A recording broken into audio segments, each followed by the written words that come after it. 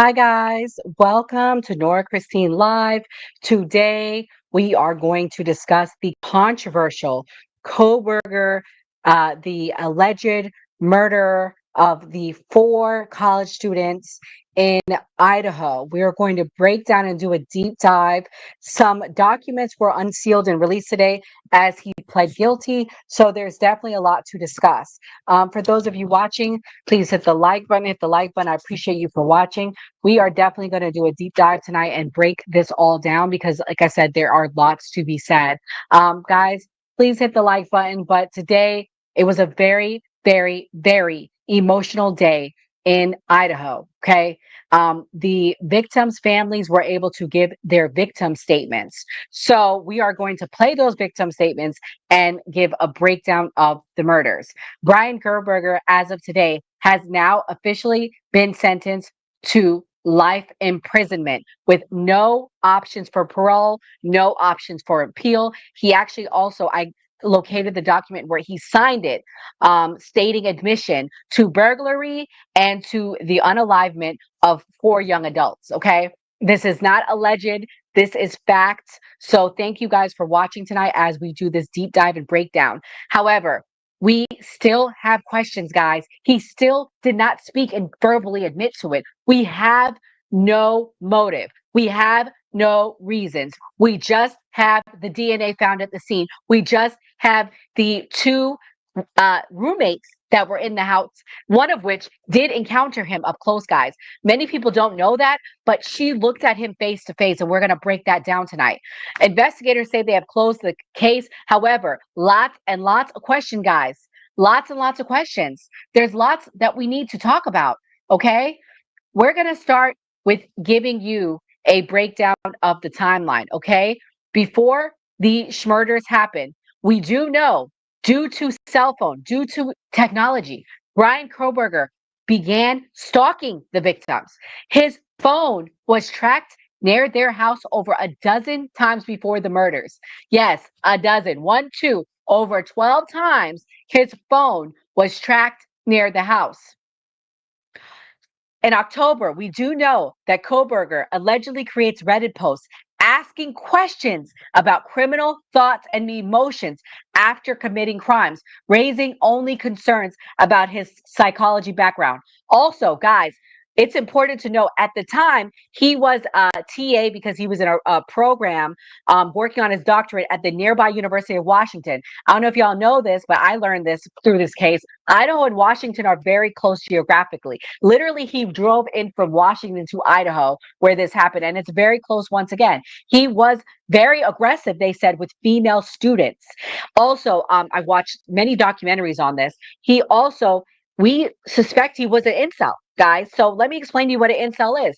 An incel is a male that's young, a young adult male that does in like involuntary celibate. That's what it calls. So basically, what that means is he was celibate, but not by choice, meaning women didn't want him. Okay. And these men exist, guys. Ladies, y'all need to be aware of these men. They are out there.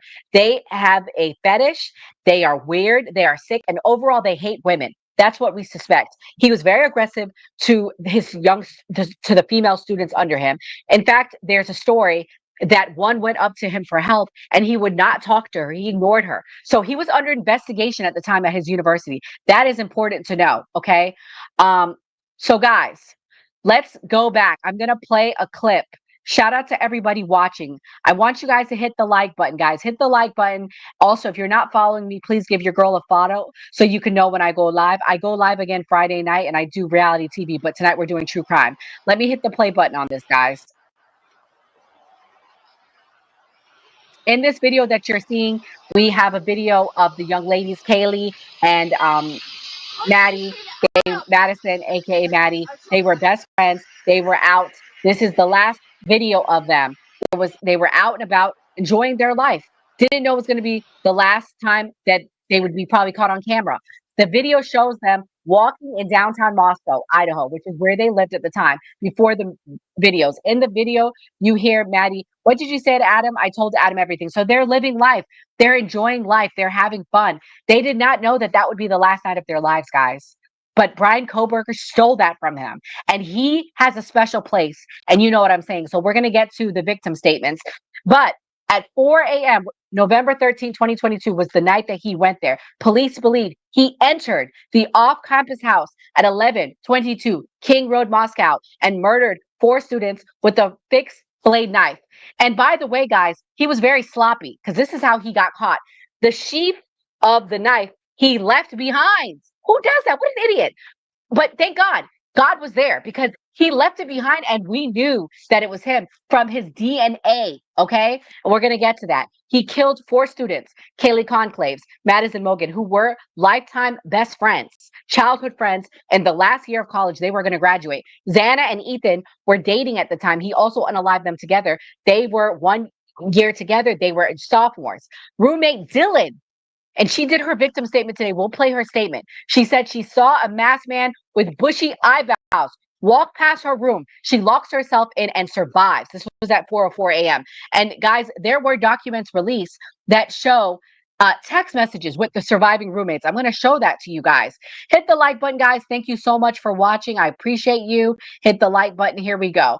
It says, in the case at bar, starting at November 13th at 10:29, they send a text message to an Uber rider to inquire if he's driving. The state submits the text message exchange. It's not hearsay because it will not be offered for the truth, the matter asserted. Instead, it would be offered to show a timeline for the night. Okay, it shows timelines of when they were up, so we were able to pinpoint when they were unalived. Xana, Kaylee, and Madison all calls and answered. They were calling them from 4 in the morning to 4:21 a.m. The records of these calls are not hearsay, as they each do not meet the definition of a statement. Okay, so roommate 1, Dylan, who testified, texted roommate 2, who was on the first floor, B. No one is answering. I'm really confused right now. Dylan texts Conclaves, the girl that was unalived. Kaylee, what's going on?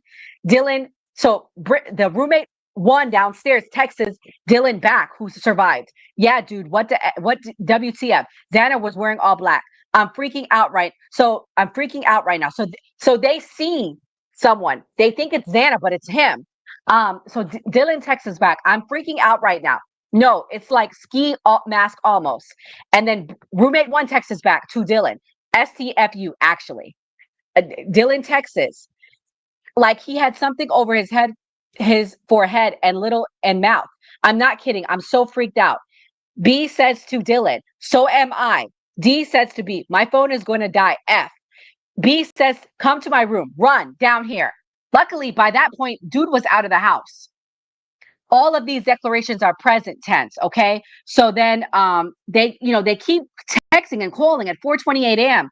They keep calling them. They send messages.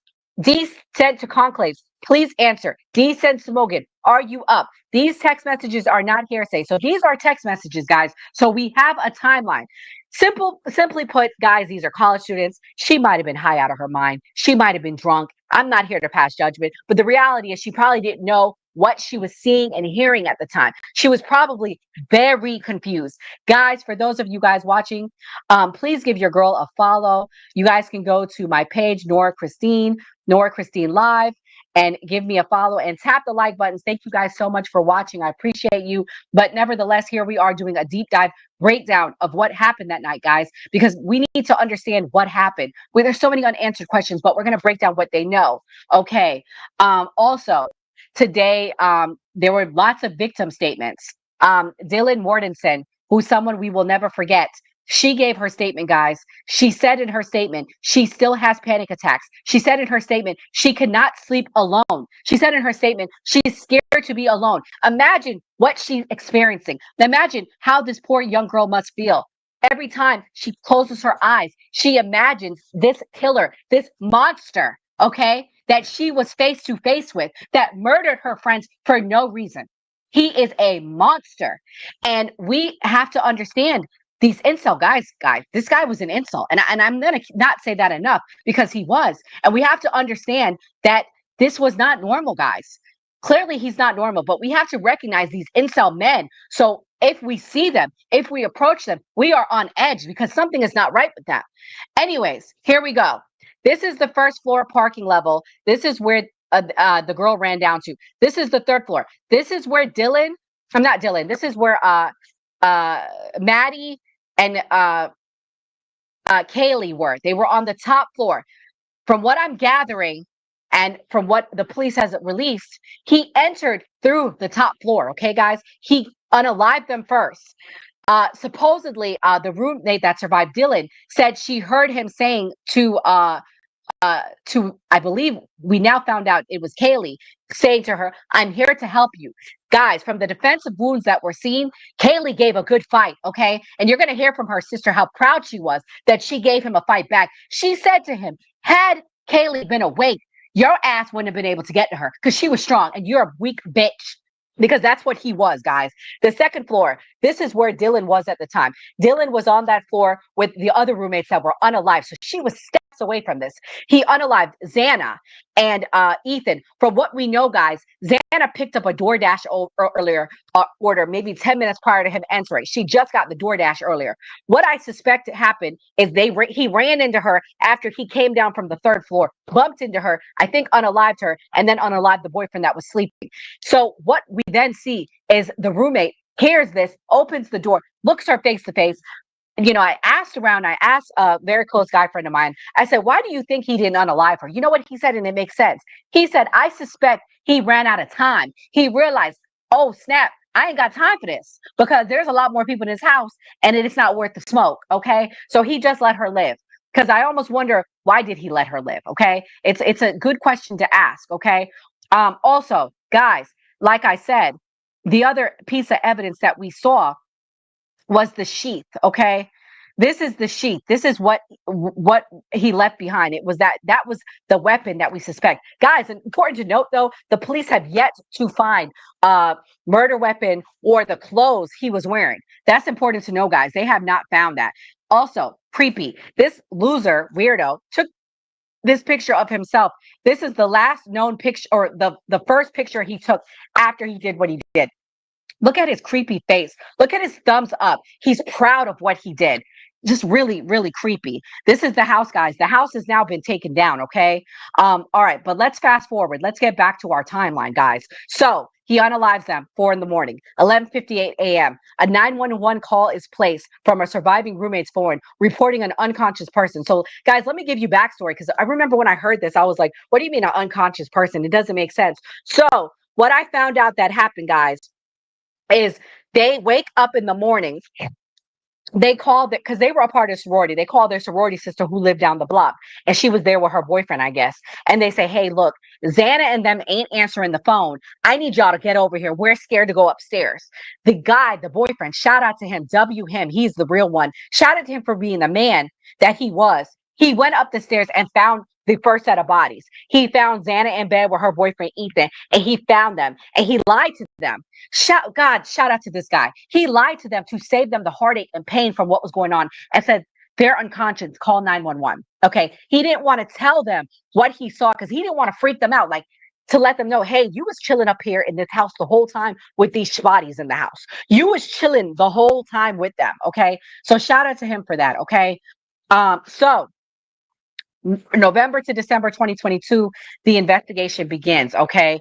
Um, police then police received surveillance footage of a white Honda Elantra, which is owned by this weirdo freak. That's the car he owns in the area at the time of the killings. December 27th, they then do DNA testing, and by that, they collect trash from Kohberger's family home in Pennsylvania and link him, okay, to the DNA on a knife sheath found at the scene to his family. December 2022, Kohberger is arrested in Albrightsville, Pennsylvania, charged with 4 counts of first-degree murder and 1 count of burglary. January 5th, 2023, he waives his extradition and is returned to Idaho, okay? And January 12th, 2023, police release a probable cause affidavit detailing DNA found from the knife sheath, surveillance video of his car. The phone rings showing proximity to his house. May 22nd, 2023, Kohberger is indicted by a grand jury, waiving his preliminary right. Okay, so let's fast forward. Everyone's like, what's the DNA? What's going to be the case? We're all hyped up. And I was actually considering going up to Idaho to cover the case for you guys. However, we then find out July 2nd, 2025, he pleads guilty to avoid the death penalty. What a bitch. What a bitch. He did not want the death penalty. So he's like, you know what? I'll take my chances in jail. But let me tell you something, Brian Kohberger. What you don't realize is them homies in the jail, they're going to get to you. I guarantee they're going to Dahmer your ass, just like they did Jeffrey Dahmer. I guarantee it, okay? I guarantee that this is not the end of it, guys. This is not the end of it for him. He's such a weirdo. So let's watch the victim impact statements, guys. There's 53 people on. Please hit the like button. Thank you so much for supporting the channel. But all I ask is you give me a subscription and a like. It's also my birthday on Saturday. Shout out to the Leos. My next ask is you come back Friday night at 9 p.m. and you watch my reality breakdown. We are going to be covering the Housewives and Big Brother. So please come support your girl. Give me a like and a follow and come watch. Here is the victim impact statement. Let's go. How does it feel to know the only thing you failed more miserably at than being a murderer is trying to be a rapper? I will call you what you are. Sociopath, psychopath, murderer. Do you feel anything at all? Or are you exactly what you always feared? Nothing. You're a delusional, pathetic, hypochondriac loser who thought you were so much smarter than everybody else. You spent months preparing, and still all it took was my sister and a sheath. The truth is, you're as dumb as they come. Stupid, clumsy, slow, sloppy, weak, dirty. Let me be very clear. Don't ever try to convince yourself you mattered just because someone finally said your name out loud. If you hadn't attacked them in their sleep, in the middle of the night, like a pedophile, Kaylee would have kicked your ass. Thank you.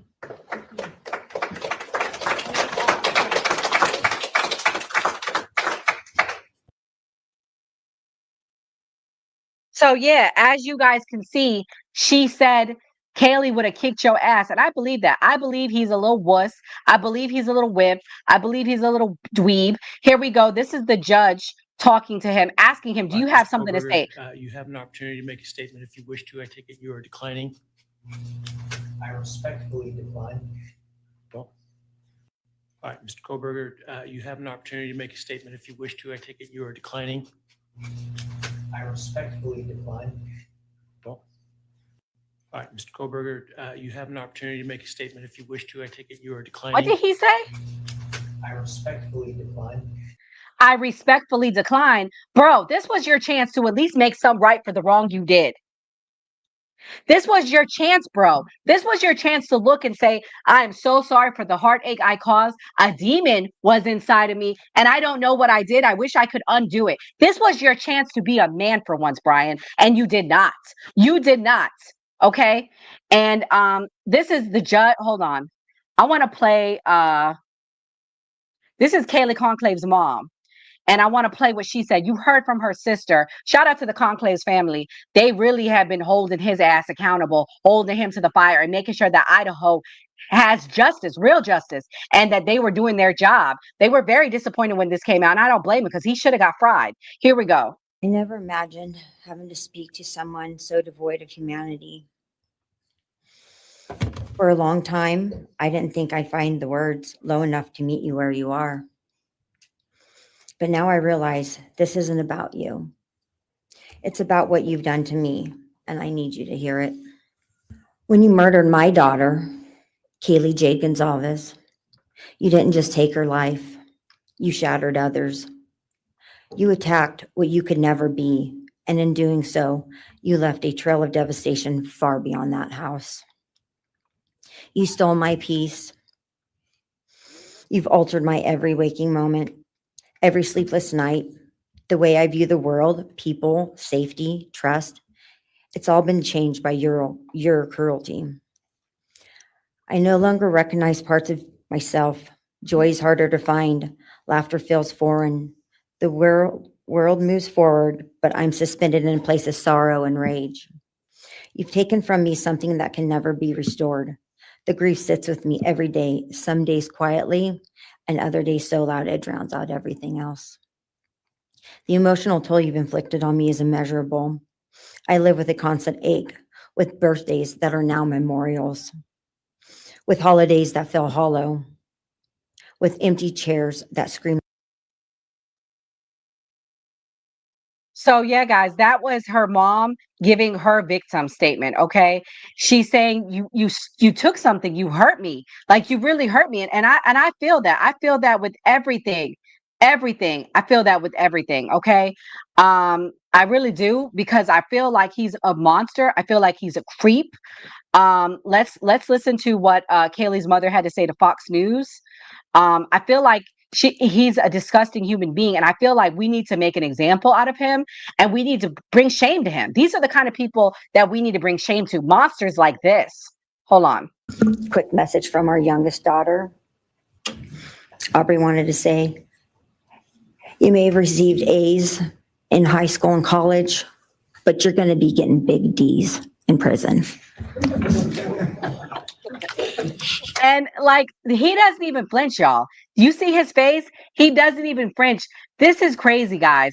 I don't understand. This 0 man is years a monster. indeterminate parole. This is what the judge had to say. Let me play his clip now.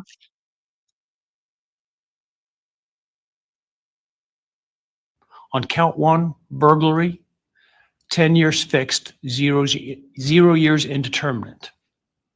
I also impose a fine of $50,000. Count 2, first-degree murder of Madison Mogan. I sentence the defendant to a fixed term of life imprisonment without the possibility of parole, a fine of $50,000, and a civil penalty of $5,000 payable to the family of the victim. On count 3, for first-degree murder of Kaylee Gonsalves, I sentence the defendant to a fixed term of life imprisonment without the possibility of parole, a fine of $50,000, and a civil penalty of $5,000 payable to the victim of the family, or to the family of the victim, pardon me. On count 4, for the first-degree murder of Xana Kernodle, I sentence the defendant to a fixed term of life imprisonment without the possibility of parole, a fine of $50,000, and a civil penalty of $5,000 payable to the family of the victim. On count 5, for the first-degree murder of Ethan Chapin, I sentence the defendant to a fixed term of life imprisonment without the possibility of parole, a fine of $50,000, and a civil penalty of $5,000 payable to the family of the victim. So yeah, guys, as you guys can see, he pretty much was, given the business today. He sentenced him to jail, and I'm going to play this clip right here. This is the final clip I'm going to play from the judge. Anything that might have been good or intrinsically human about him. His actions have made him the worst of the worst. Even in pleading guilty, he's giving nothing hinting of remorse or redemption, nothing suggesting even a recognition or understanding, let alone regret for the pain that he has caused. And therefore, I will not attempt to speak about him further, other than to simply sentence him so that he is forever removed from civilized society.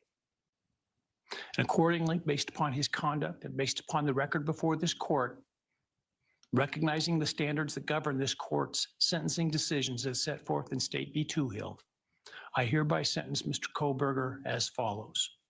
On count 1, burglary, 10 years fixed, 0 years indeterminate. I also impose a fine of $50,000. Count 2, first-degree murder of Madison Mogan. I sentence the defendant to a fixed term of life imprisonment without the possibility of parole, a fine of $50,000, and a civil penalty of $5,000 payable to the family of the victim. On count 3, for first-degree murder of Kaylee Gonsalves, I sentence the defendant. All right, guys, we don't got to rewatch this, but pretty much as you guys can see, Kohberger is done. The total amount was like $5 million. And guys, the reason why I think the judge did that, or I think it was like $1 million. It was a lot of money. The reason why the judge did that is because there's rumors that this guy is working on book deals, movie deals, all sorts of things. And the family deserves to get paid because he took something from them that they will never get back. They're 4 precious, children that they will never get back. But guys, we're going to start this night. It's called True Crime Wednesdays with Nora Christine Live. We will be breaking down true crime stories. This is just to kick it off. The other story that I want to talk about with y'all tonight before we close out is the Jay-Z paternity case, guys. Let's go, okay? Let's go. Guys, hit that like button. If you're watching this and you really enjoy what you're seeing, please hit that like button, hit that notification bell so you know when your girl goes live. So guys, people was going crazy on me, okay? They don't like when you talk about this Jay-Z. And you know what I have to say to that? When you get your damn mind, you call me. You wish you When y'all get y'all mind back, you call me. Because I don't understand why people are going so hard for Jay-Z with this case. And I don't understand why people cannot sit there and basically understand that this is weird. Like, if somebody accuses my son, my whatever, of a paternity, take the test. It's that easy. Take the test. If you didn't do it, what's the problem? Okay. I don't understand why people are really freaking out. Did you know that Jay-Z had until July 18th to respond to the paternity suit, alleging him of raping a 16-year-old girl in his late 20s, who then had his alleged son that she mysteriously was found dead, and the son's car was shot up while he was inside? I don't know. Like, this is crazy. I want to show you guys what Jay-Z's alleged son looks at, and then I'm gonna give you a timeline of this case, because y'all really be getting hype and crazy about this case. To me, it's just wild. I don't understand why y'all get so emotional about this case, but this is his alleged son while we read about it. Guys, for those of you watching, please hit the like button. I appreciate you for watching. Let's hear the breakdown. So, Ramir, who's 31 years old, was born in July 1993. He claims, based on what his mama told him, rapper aka Sean Carter, aka Jay-Z, is his biological father. His mother is Wanda, and she alleges that she and Jay-Z had a sexual relationship in the early 90s, before Jay-Z was famous. They were both teenagers. Okay. Ramir was born in 93. She never established paternity at the time. She named another man on the birth certificate, which was later proven not to be his biological father through DNA testing. Okay, that's kind of wild. But let's fast forward. In 2011, Ramir's legal guardian files a civil lawsuit in New Jersey family court seeking a paternity test from Jay-Z. Jay-Z's legal team argues jurisdictional issues, claiming the case should be handled in New York, not New Jersey. The case is then dismissed on those grounds, not on merits. Okay. This is wild, guys. Look at this picture. Look at him compared to little Blue Ivy. Look at him compared to a Rumor, the son of them. That is a crazy, crazy. Jay-Z impregnated a 15-year-old. It would be over. If you talk to him personally, that's his son. You think that's his son? Yeah. First of all, Jay-Z offered him money. At first, he offered him bread, like, and everything, but his aunt didn't like approve of it. She said, "No, Jay-Z got a lien on her house, all type of shit that was going on." The lady put up paperwork and everything with his name on it and all that. I mean, but young boy's so thorough though. He just wanted dad. He not trying to get no money. He not trying to do none of that. But something happened to him, and I was like, "Yo, that sounds kind of weird." He said he was coming out from work, going to work, and it was a gun in his car. Like when he opened the door, he seen the gun. He said he went to go like call his man, like, "Yo, did you leave a gun in my car?" His man's like, "No." He said, "Why you on the phone talking to his man?" The cops pull up and lock him up. He said, he told the cops, "No, that's not my gun." He's like, so he went in the building he was in, and they seen that somebody pulled up and put the guns in his car. Oh, and pulled off. I said, "Bro," I don't know nobody in the hood that got guns to just waste like that to do that. I don't know. He's like, "Yeah, so like Jay-Z had a gag order against him, like trying to get a gag order and trying to." If my thing is, if it's not my son, I'll just take a test, get over with. Yeah. I mean, the fact that you did dodging and whatever, to me, I don't know. I think his mom was underage or something when he was born, so I think that's probably. Yeah, I think that's probably part of it. Yeah. She was 15 when she had him. Oh. How old was Jay? Like 20 something, I guess. Oh. Like 20, probably early 20, like 24. We don't know if it's true. This is just no, but I'm saying he took the DNA thing with the it was ancestry type shit. I think he got like somebody popped up on it, like, because you got different kids that's the different places. Fuck it, you my kid. I got so much money. I don't give a fuck if you my kid or not. You get some sperm. You get some sperm. You get some sperm. I'm saying, if you are my kid, I fucked your mom and you my kid. Even if I want to be around you, don't want to see you, don't want to. If I want the world to know, Jay-Z impregnated a 15-year-old. But Vlad, think about this. Yo, it would be over. But you already got no more Super Bowl. But you already won. You already won. But look, Diddy already won, and look where he's at right now. So what do you think? Like, but that's statute of limitations. I mean, that would. So yeah, guys, I don't understand it. If it's not your kid, what's the problem? Like what's the problem? If it's not your kid, what's the problem? And for you weirdos that are like obsessed with this, it's kind of weird to me. It's kind of gross. It really is. But nevertheless, let's move on with our timeline. 2015 to 2022, Ramir continues filing complaints and appeals, including a petition to unseal prior case records, requests to override previous dismissals, public pleas for DNA testing. Courts repeatedly dismiss his filing. At least 8 dismissals. God, Jay-Z got that bomb legal team. Occurred between 2011 and 2022. A 2022 injunction blocks Ramir from filing future complaints in New Jersey without special court permissions. May 2023, Ramir files a new lawsuit in New Jersey Supreme Court alleging Jay-Z used fraud and judicial influence to avoid DNA testing. He was denied his right to know his father due to corruption, fraud, and collusion. He also claimed that Jay-Z refused a court-ordered DNA test from earlier years. There was no official record of such an order was produced. June of 2025, Jay-Z responds. His legal team says he calls the suit a frivolous and harassing attempt to exploit my client's name and reputation. They also request a protective order to prevent future filings from Ramir. And July 2023, let's drop that bomb, guys. Where's my sound effects? I need my sound effects. This is the bombshell of the freaking day about this. This is crazy. I wish I had a bomb. Here we go. This is it.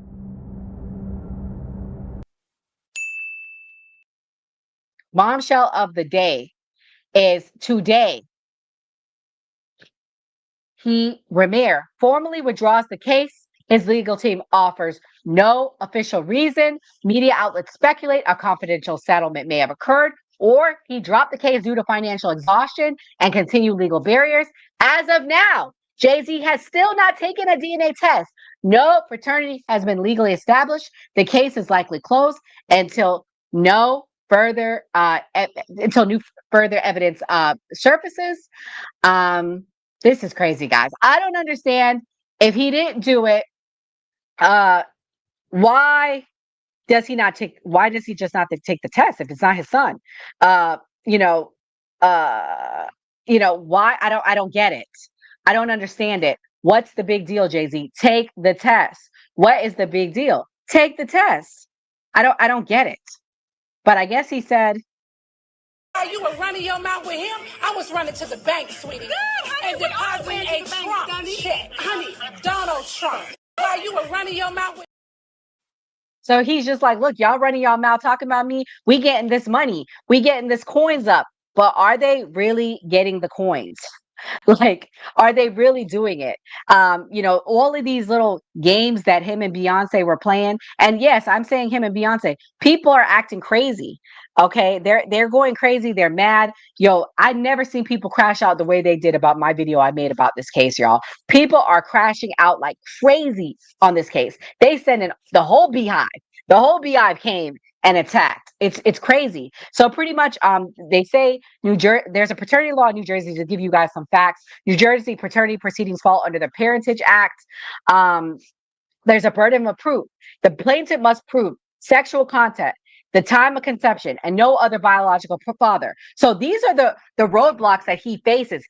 How can he prove sexual contact? By the way, Wanda's dead. She's not alive anymore. How can he prove it? He's a child. He wasn't there, obviously. Also has to prove no other biological father. Well, I think we proved that. The dude's name that was on the birth certificate was proven to not be the father. So what more do we need to prove here, guys? But this is crazy. But also another thing, guys, Beyonce and Jay-Z are also in the news today, guys, because I'm hearing they run out of coins, y'all. They running out of coins. Okay. There's a news story that came out today that they put a second mortgage on that monstrosity of a mansion that they got.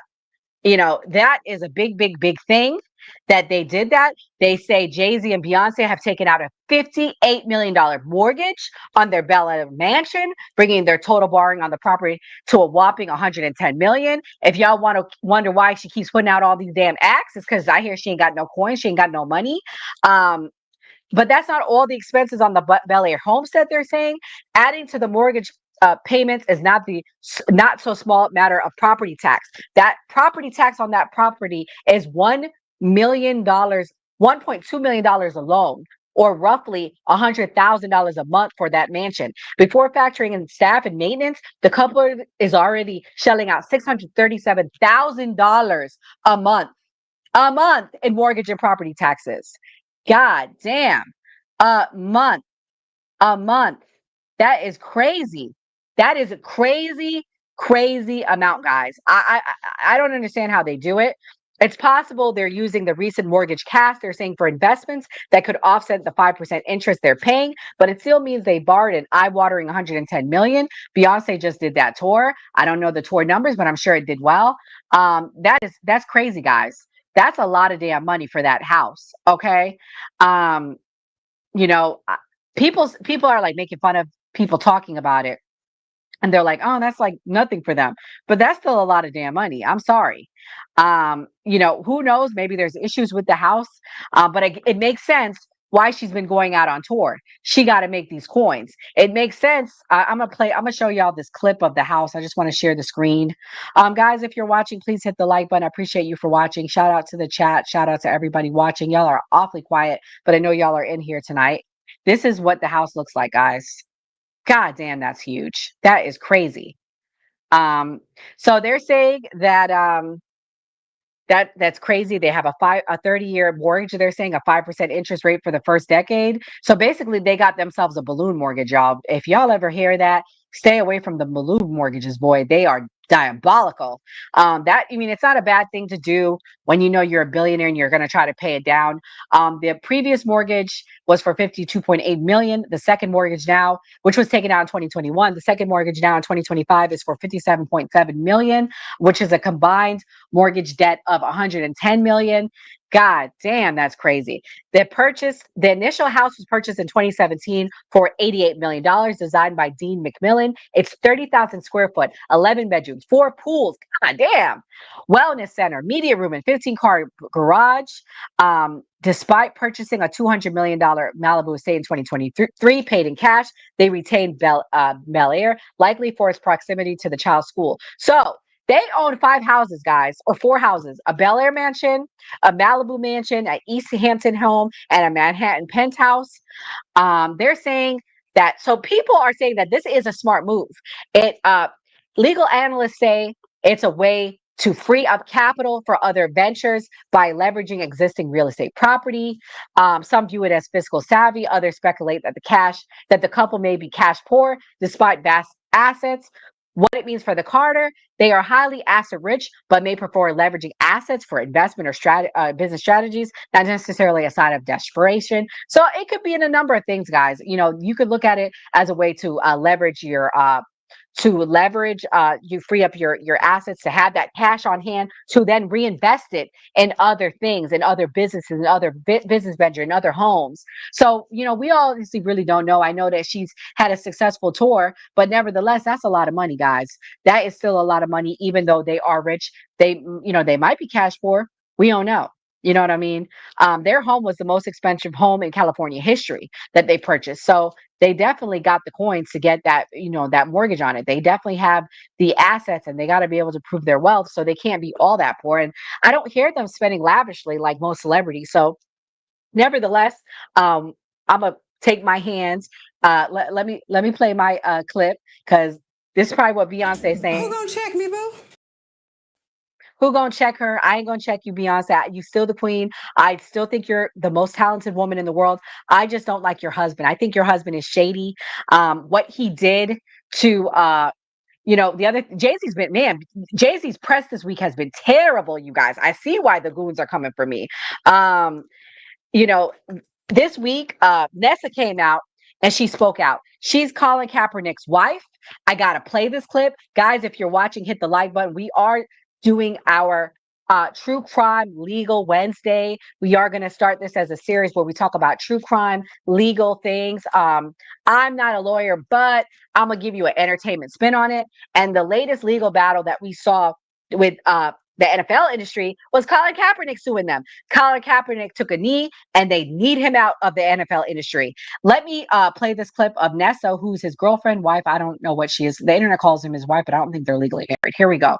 This long, but we'll break it up. Look at the timeline, especially 2019. Lots of articles, lots of journalistic, good investigative work to really unearth what was going on with the NFL doing everything they possibly can to get rid of the controversy of teams not signing Colin Kaepernick because of his peaceful protest.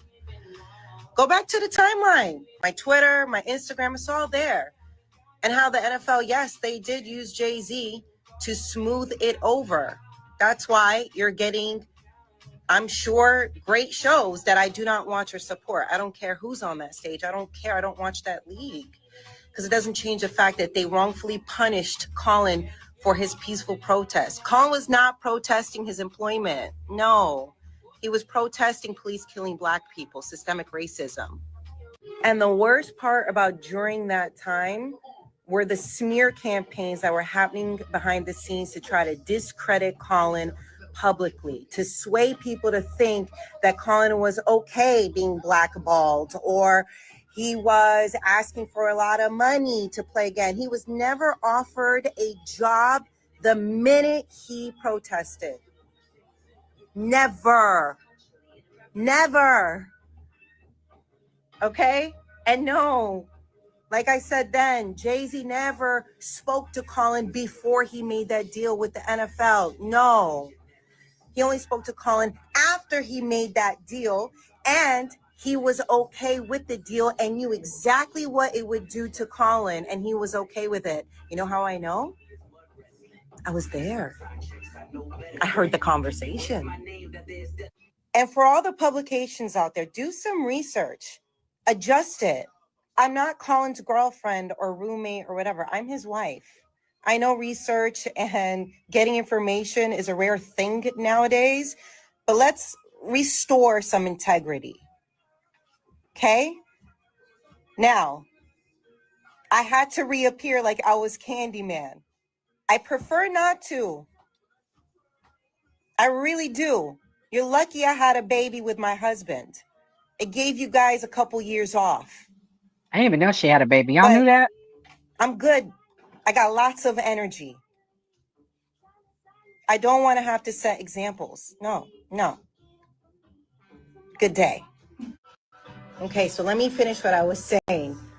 If you're wondering, why am I readdressing all of the things that I have already addressed years ago? Many people addressed all of these things. It's because Nicki Minaj recently shared her experience of going through different smear campaigns and what happens behind the scenes, talking about Jay-Z, Desiree Perez, and Rock Nation, right? And a lot of people, what I saw online, were questioning her about this. And sadly, I knew it wasn't even a question because I saw it happen to Colin.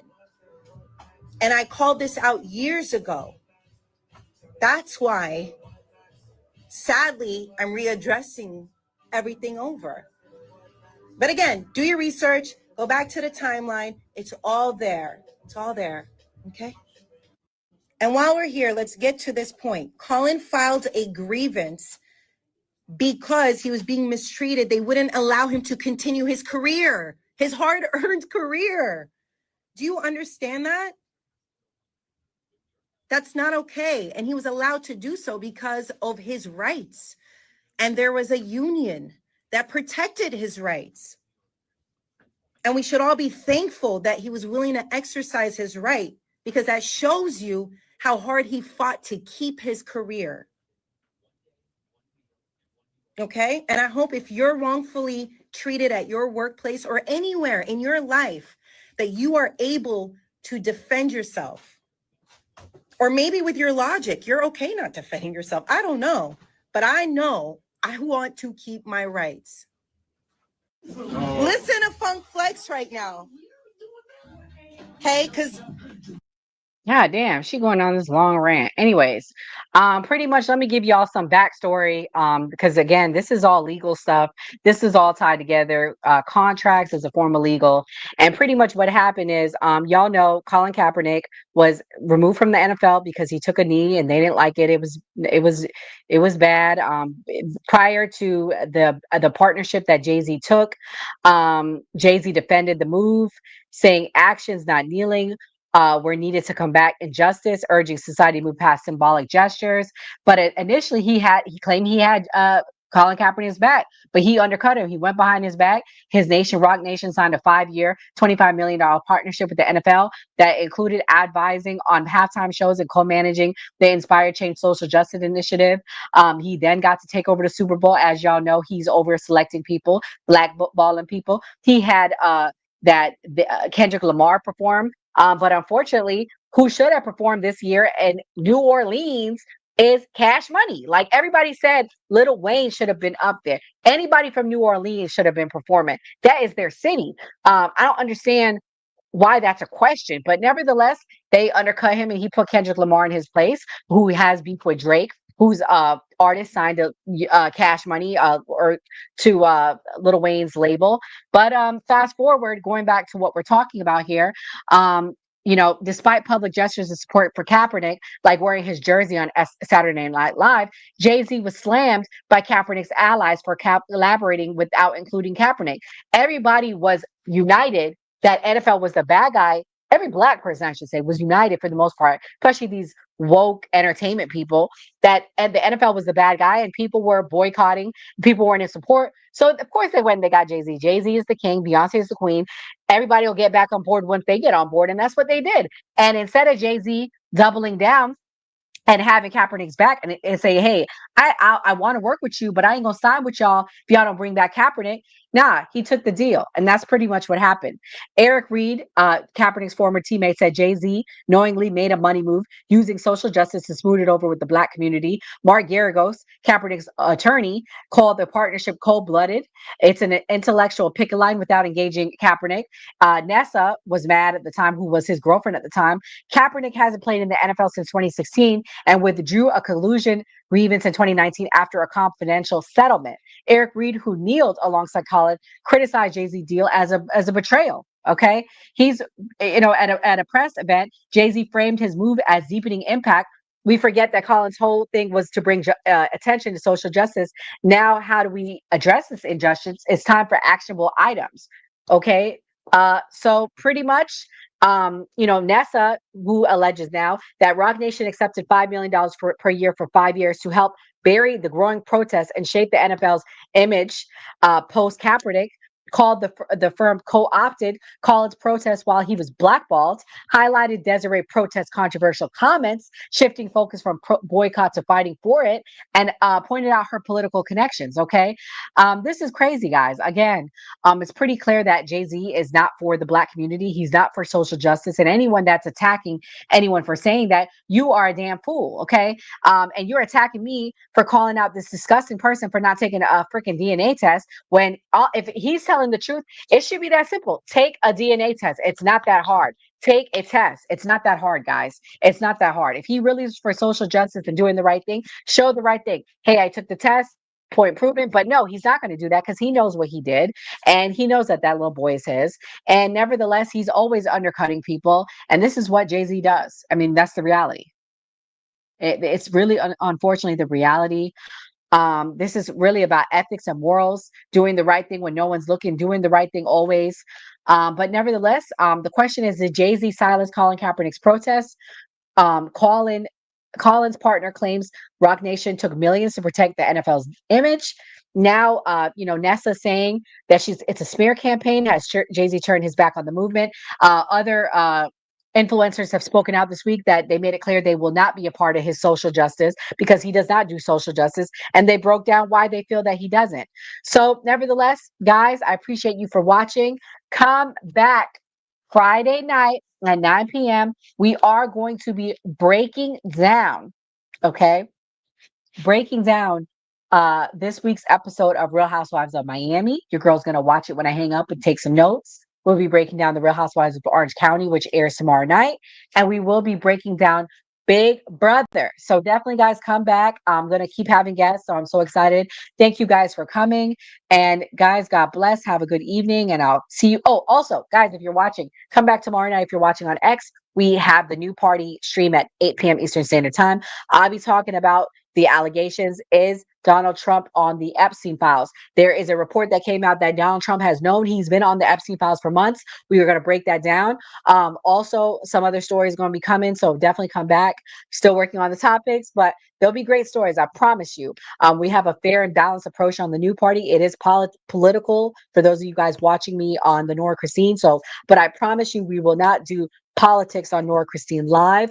I don't want this to be a political channel. If you're watching on X, you will see both. But if you're watching on YouTube, it will simply be about true crime, entertainment, and pop culture. That's all I want to touch on. It's not political. So thank you guys for watching.